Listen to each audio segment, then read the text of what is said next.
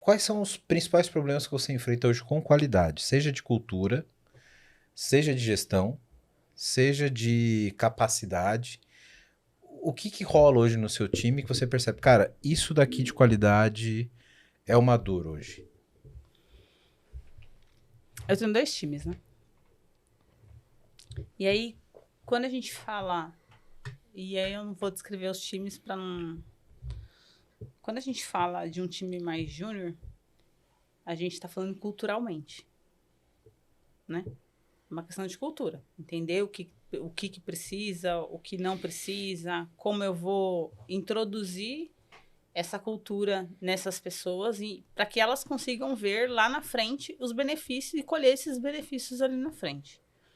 Então, a resistência que elas têm, muitas vezes que elas têm, em executar e compartilhar do resultado lá na frente. Então, existe muita resistência nesse lugar. Quando a gente fala do outro time, eu acho que é uma resistência do desenvolvedor do ponto de vista de eu fiz e eu fiz bem. E eu não tenho dúvidas de que fez e fez bem. Não tenho dúvida real, assim, de verdade.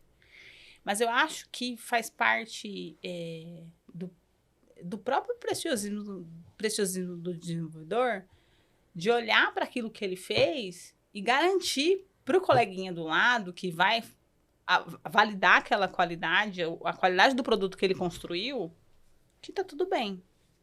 E esse é um trabalho que é um pouco mais difícil, porque o cara é tão bom, ele sabe que ele é bom, ele tem essa consciência que para ele teste precisa ser um pouco mais enviesado, precisa ser um pouco mais martelado. A gente precisa martelar ali no dia a dia.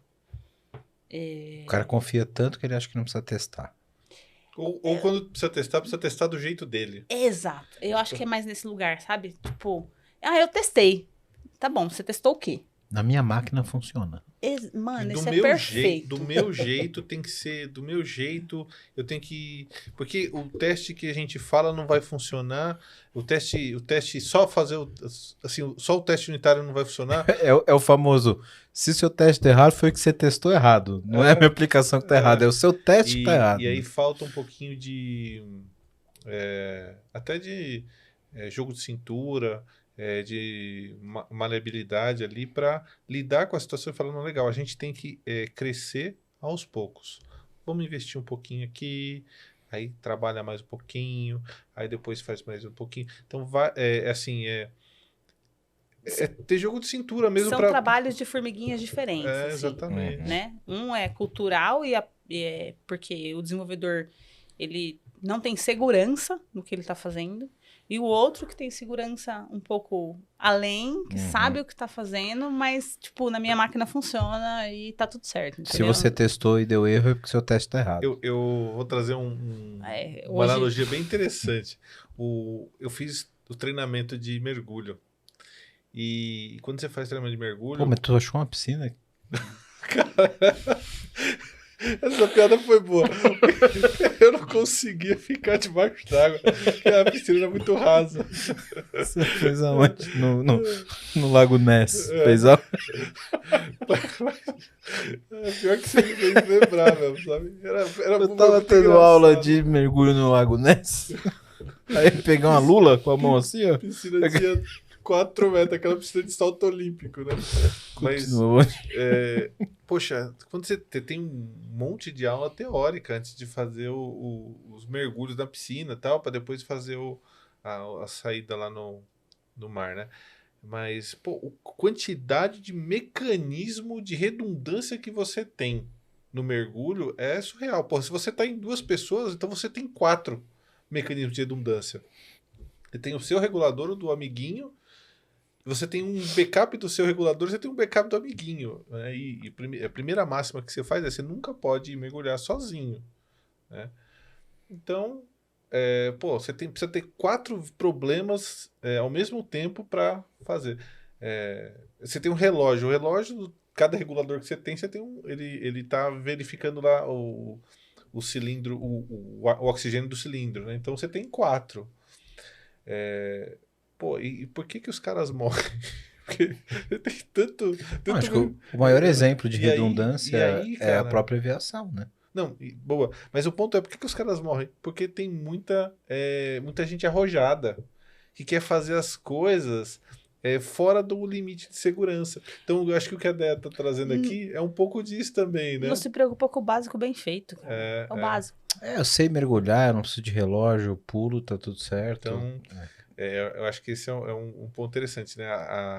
O teste, né? A qualidade de software, o teste manual, o teste automatizado, ele vem para que a gente não morra afogado, né? Sim. O bichinho ser humano, ele é sempre o mais difícil de lidar, né? Na TI, né? Seja a falta de segurança, que é ruim, seja o excesso de segurança, que também é ruim, Tem né? que ter um equilíbrio, né? Tem que ter um que ter equilíbrio. E aí, voltando, quando a gente fala do executivo, que acho que essa é a parte mais difícil da coisa, porque o executivo, na maioria das vezes, ele é muito argumentativo, né? Ele tem muito argumento, então ele te vence pelo argumento.